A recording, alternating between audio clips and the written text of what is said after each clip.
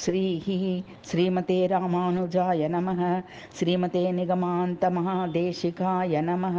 श्रीलक्ष्मी हयवदन पंचरत्नं ज्ञानानन्दामलात्मा कलिकलुषमहातूलवातूलनामा सीमतीतात्मभूमा मम हयवदना देवता दावितारिः याता श्वेताब्जमध्वं प्रतिमलं कमल स्रग्धरा दुग्धराशिः स्मेरा सा राजराजप्रभृति नुतिपदं सम्पदं संविदत्तां तारा तारादिनाथस्फटिक मणिसुधा हीरहाराभिरामा रामा रत्नाब्धिकन्या कुचलिकुच परीरम्भ संरब्धधन्या मान्यानन्यार्हदास्य प्रणततति परित्राणसत्रार्थदीक्षा दक्षा साक्षात् कृतैषा सपदि हयमुखो देवता सावतान्नः वान्तस्य कल्यं निगमह्यदसुरध्वंसनैकान्तकल्यं कल्याणानां गुणानां जलधिमभिनवद्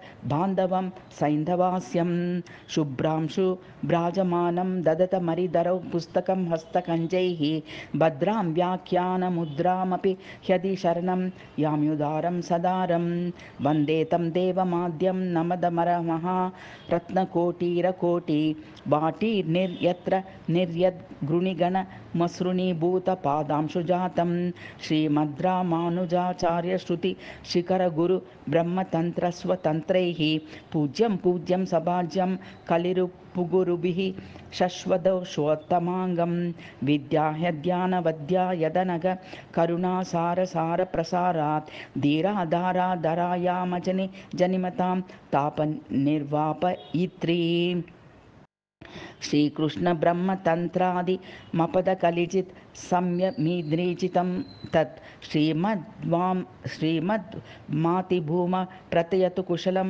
श्रीहयग्रीवनाम् इति श्रीलक्ष्मी हयवदन पंचरत्नं समाप्तम्।